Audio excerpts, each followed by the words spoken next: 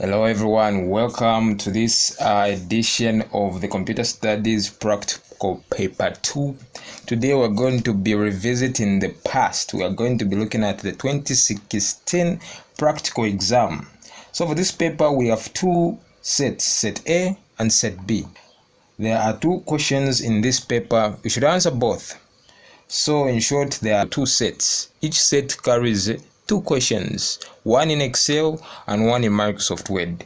But for this video, we are going to be dealing with the one in Microsoft Excel. So if you want, you can feel free pause this video and read the instructions. I'll be more than glad if you do that. But for now, let us just jump right into the actual paper. Before we do that, I want to emphasize on something. Whenever you are doing a practical paper, you are always given a question at the end to print out your work. As you can see on question 4, or the instruction that is on number 4, it says that at the end of the examination, print out your work. So make sure that you keep that in mind as you begin to attempt the questions. And obviously, these questions should be done step by step. There is no answering a question that is, let's say, if the steps are question A, question B up to question F, you start with question F. No, they build upon the previous work that you have done. It's like mathematics. You can't go straight to the answer. You must first follow the first step, the second step, and so on and so forth until it leads you to the answer. So same applies to these practical questions. So having said that, let us answer the questions. As you can see, question 1 says you are required to use a spreadsheet program for this question. And in terms of the Examinations Council of Zambia, that just refers to Microsoft Excel. So this is what we are going to do. We're going to open a new worksheet and change the page layout to landscape. That's the first step. So let us search for Microsoft Excel in our programs. Excel, just type the name of the program and hit enter or the return key. And when you do that, it will be able to execute or run. Let me just maximize on this window. We need to create a blank workbook. So we click on that blank workbook. What was the first step? The first step was to change the layout.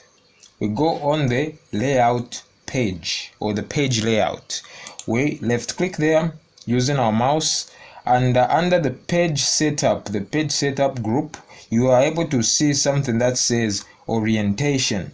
So when you click on that orientation, you'll be able to change the orientation of your page or your workbook. So currently, as you can see, it's on portrait. The orientation is in portrait form. So now we need to change it to landscape. And when you change it to landscape, it shall be wide horizontally and narrow vertically. Okay, as simple as that. Let us just give it a moment to do its magic. So as you can see, this line has shifted from being somewhere here to being somewhere there, because we are going to be typing data that will span all this area, and we need adequate area to put our data. So that's why they have said rather change the landscape to landscape. Sorry, change the orientation to landscape. Yeah. So now, everything that you do in practical based questions, you must first of all save your work. I know this is not a requirement, but as for me, I should save it. Go on the file tab and go where it says save as. If you're saving for the first time, let me just save it in the documents, and I'm just going to call it its default name, book 1, and hit save. Currently there is already a book 1, so let us just say what can I say, Excel part 1, because this is part 1, and hit save. That way, when there is an interruption such as the power goes off, you'll be able to recover your work where you last saved it from.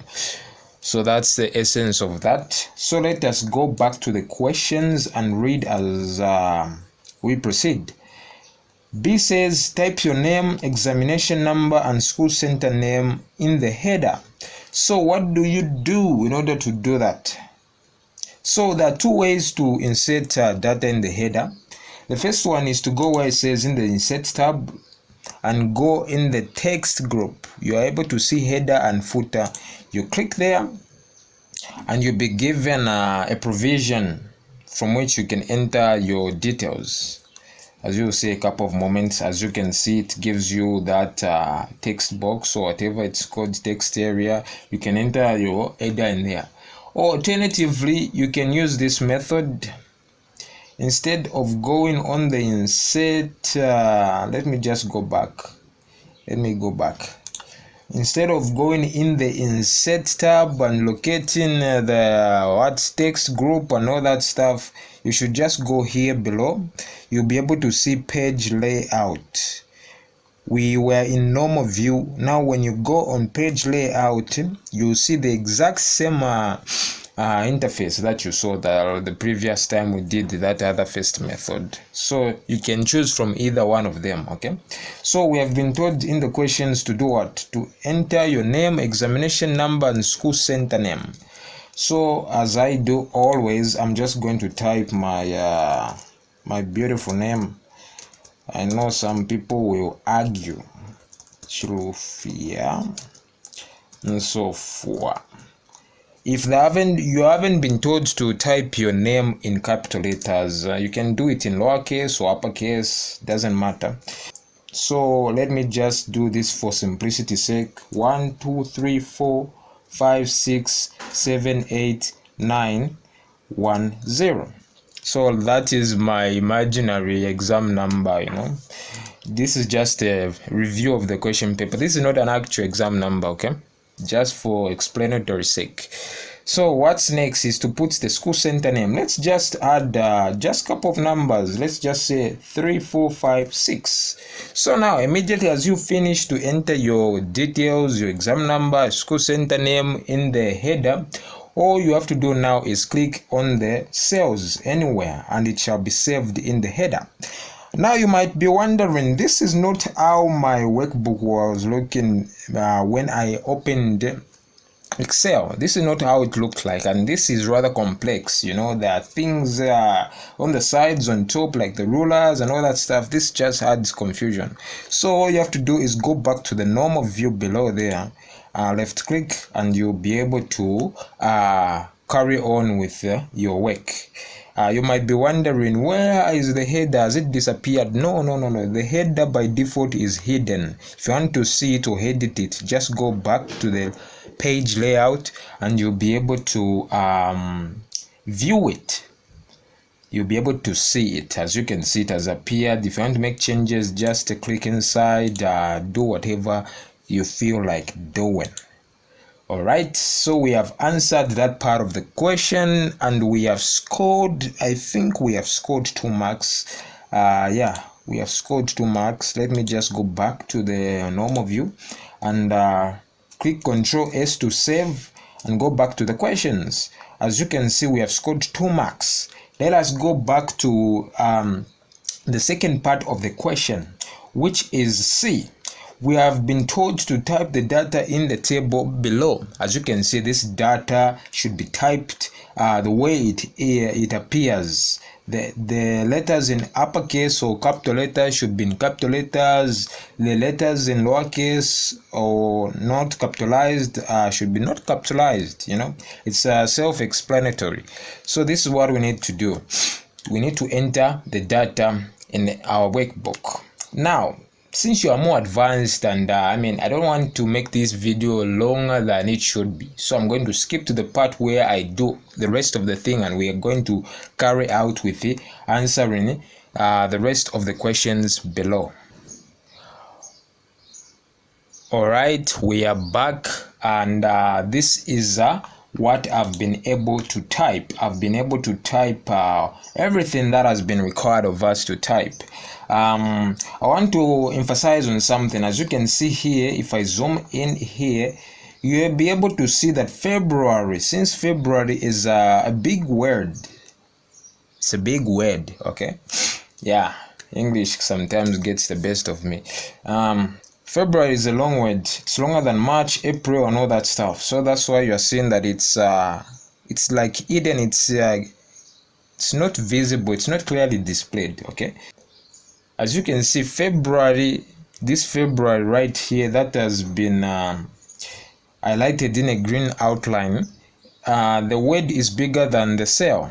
So all we have to do is to make the cell fit match the width of the content.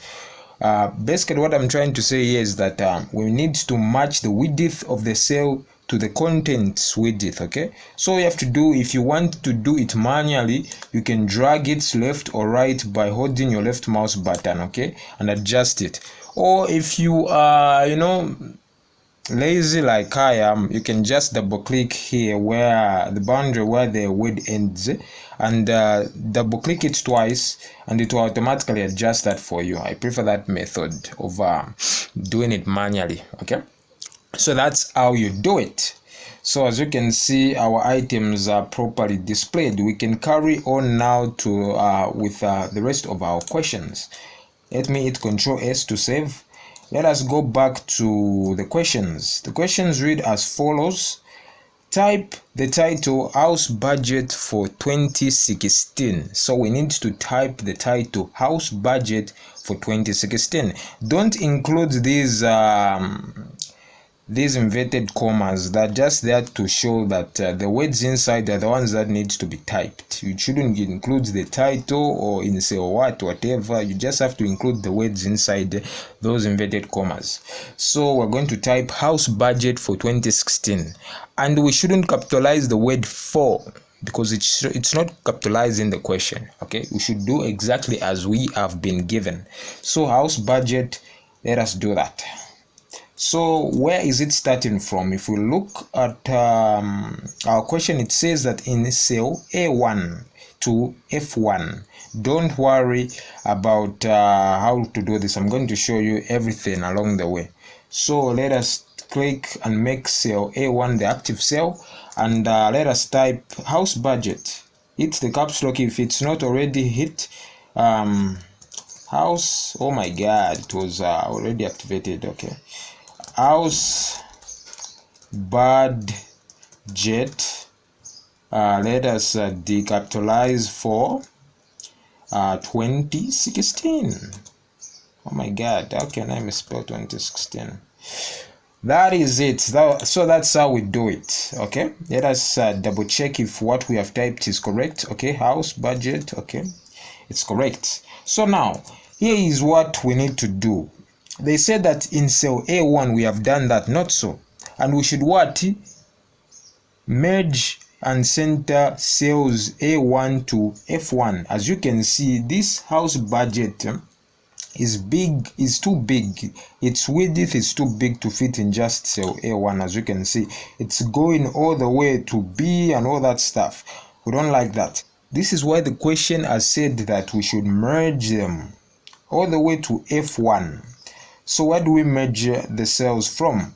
Go in the alignments, in the home tab here, in the alignments group, you will be able to see a command that says merge and center. All you have to do is left click, and the cells have been merged and centered.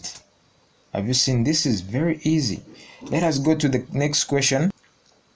The next question says that we should change the font name to Arial Black and font size to 18 pts or 18 points to the title house budget for 2016. So this title we are from typing, this is what we should do to style it. Okay, we need to style the title.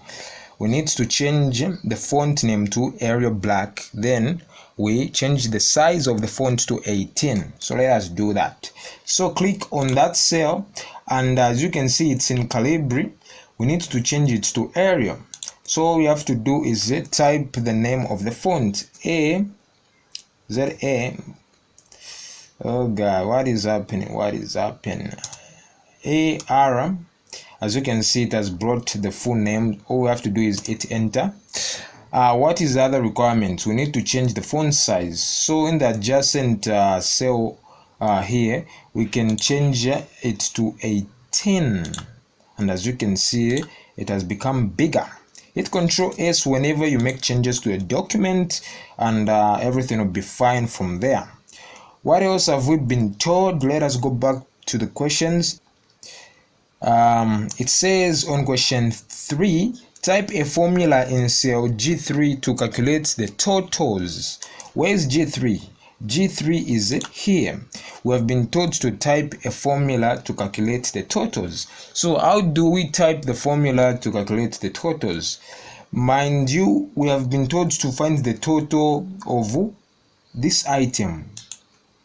Sort for January, February, March, April, and May. All this total in here, we should add it in this cell G3. So how do we do that? So we can enter the formula either from this cell or the formula bar. I prefer the formula bar because it's wide. You can write an enormous formula from there, you know. So let us do that. We put the equal to sign to show Excel that we are dealing with formulas. Then all we have to do is sum, because we're trying to find the total. Total is all about finding the sum. So let us find the sum. All we have to do is enter the sum function, SUM. Then you double click the name of the function, and then you just click and drag, and Excel will do all the computation for you. Then you click the closing bracket, then you hit enter, and as you can see, Excel has totaled everything. 20 plus 40 plus 55 plus 15 plus 60 equals 190. Hit Control S to save your work. Let's go back to the next question. We have been told to replicate the formula from G3 through to G8. So what do they mean by this? Well, what they mean is that whatever formula we applied in here, we want Excel to do it for the rest of the cells all the way to what? G8. So instead of doing what we did in this cell by hitting the equal to sign, finding and getting the sum function and doing all that stuff, let us just use the autofill option. As you can see, when I zoom in, you'll be able to see this at the bottom right corner of the cell. You're able to see this green square there. That is called the autofill square. Okay, if we take our mouse there, it will be able to change its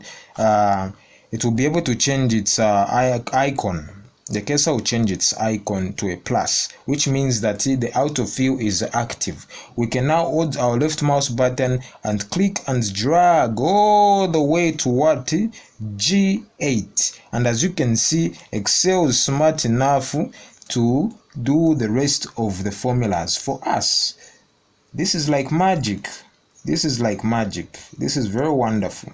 As you can see, Excel has done all the rest for us. Hit Control S to save. Let's go back to the questions. The question says, sort the spreadsheet in ascending order of items. What do they mean when they say that? As you can see, we have items named salt, sugar, milk, cooking oil, soap, and tissue. Now, before we sort them in ascending order, I want to emphasize on this. As you can see, the width of cooking oil is bigger than the width of the cell that it is in. So all we have to do is double click in the middle of the two cells, and it should be able to adjust the width for you. Hit Control S to save. The question is saying that we need to sort the spreadsheet in ascending order of items. So these are the items: salt, sugar, milk, cooking oil, soap, and tissue. As you can see, the first letters of these items are not arranged in ascending order or in alphabetical order. So what they're trying to tell us is that the items that have the first letter that corresponds to the letters in the alphabet should be on top. Okay? For example, if we have an item with the letter A, it should be on top of our list here. If we have an item with, let's say, the first letter of the word, maybe it's a zinc, okay? It should be below because Z appears at the end of the alphabet, not so. A appears at the first. So that's what they mean. So all we have to do is this. There are two ways. I'm going to show you both of them. The first one is we click everything that we want to be sorted, and we go where it says in the home tab. We are already in the home tab. If you look at your far right corner, you'll be able to see the editing group. You'll be able to see something that says sort and filter. We have been told to sort. So what are we sorting? We are sorting letters from the word system lowest to highest. Okay, that's called ascending order in terms of alphabet, not so. So all we have to do is click. And as you will see, we have sorted our list. Cooking oil is now at the top, followed by milk, followed by salt, soap, sugar, and tissue. And also their values have also followed along. So this is the first method that I said that I will show you. Let us hit Ctrl Z to go back, and I'll show you the second approach. If you want, you can just click the items. You click on the items, you click and drag, you select them at once. Then you do what? You go back to the editing group. Then you click on sort and hit sort A to Z or low to high, and a dialog box will appear. What this means is Excel is trying to ask us, as we sort these items here, do we also want to sort their corresponding values? The answer is yes. We don't want cooking oil to go on top, then these values that are belonging to cooking oil to remain below. No. We want these values to also follow with the sorting of these list items. Okay, so that's what they mean when they say expand the selection. So as you can see, cooking oil as these values 10, 40, and 80. If it goes on top here, even this 10, 40, and 80 will go on top. Let me hit sort and you'll see what I'm talking about. As you can see, the 10, 40, and 80 has also been sorted all together with the cooking oil. So now what happens if we don't expand our search? Let us do it again. Don't worry, this is for educational purposes. Let us go back and select just the items in the list. Let us click and drag and go back where it says sort A to Z. This is what will happen if we don't expand our selection, but we just go where it says continue with the current selection, meaning only these selections are going to be sorted and this will remain where it will be, which will be very bad. Okay, as you can see, cooking oil has 10, 40, and 80. If we only sort this, you will see the mistake that I'm talking about. As you can see, cooking oil has gone on top here, but the 10, 40, 80, and all these values that belong to cooking oil, these values here, starting from here to here, they have remained and they now belong to soap, which is wrong, because these values that I've selected should go along with cooking oil. So this is what I wanted to emphasize. Don't worry, this is just something that I like to do. I like to make myself very clear. So let us just do it the proper way. And yeah, we have sorted our list items. Let us hit Ctrl S to save, and we'll be able to go back to the rest of the questions. Let us go back to the questions. What is the question 6 saying? Type total expense in cell F9. Okay, so let us do that. Where is F9? This is column F, row 9. So F9, what have we been told to type? Total expense. So it should be in capital letters. Total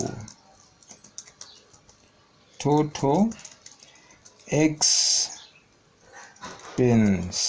Okay, we have typed that.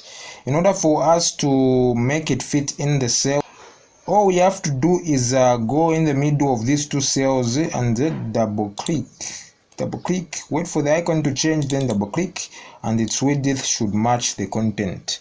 Okay, hit Ctrl S. What else have we been told? We have been told to type the formula in G9 to calculate the total expense. Okay, Sorry, I made a mistake here. We are not supposed to type total expense in G9. We are supposed to type it in F9. So all we have to do is click that cell, hit Control X to cut, click the cell you want to paste your text and hit Control V, and your text shall be pasted. Expand that width by double clicking there, and we are warm and dry. Okay, so what have we been told? We have been told to type the formula in G9 to calculate the total expense. So this is G9. So we have to calculate the total expense. In short, what they are saying is that we need to add all these values all together. So what do?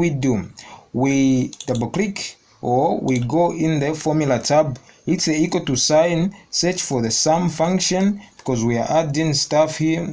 Double click the function and begin to click and drag the values.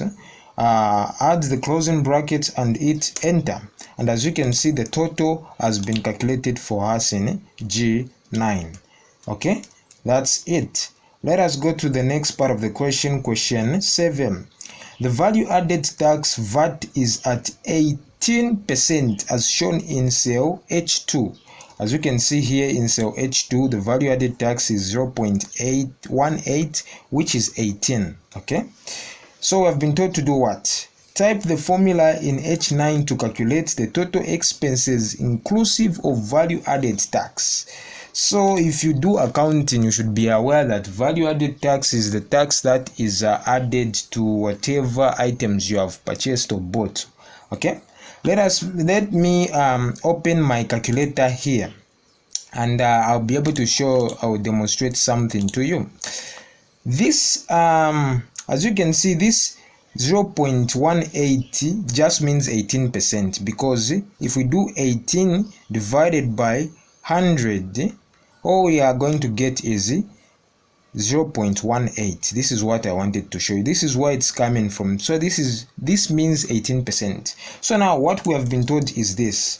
Let me just look at the questions. Oh my god, this is what we have been told. Type the formula in H9 to calculate the total expense inclusive of value added tax. Okay, so where is H9? H9 is here. So this is where we need to calculate the amount. So what we need to do is this. I want you to follow me along very nicely. Let's do it from the formula tab. It's the equal to sign, and then do what? We're going to add the sum. Okay, because we are adding the value added tax. So we're going to type sum. Locate the sum function and double click it. What are we adding? This is the first thing that I want to say. What are we adding? We are adding this total expense to what? So this is what I mean. We are adding this to the value added tax, not so. So we are adding this 1129, which is in G9, as you can see here. Then we hit the equal to sign. Then we add the value added tax.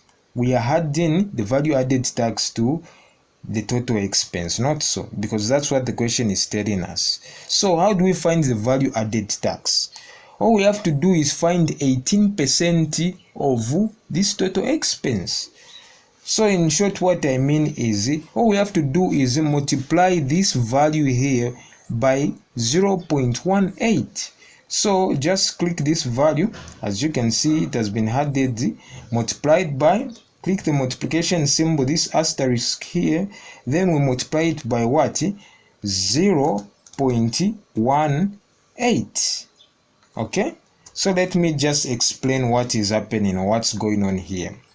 The question is telling us that we need to type the formula in H9 to calculate the total expense,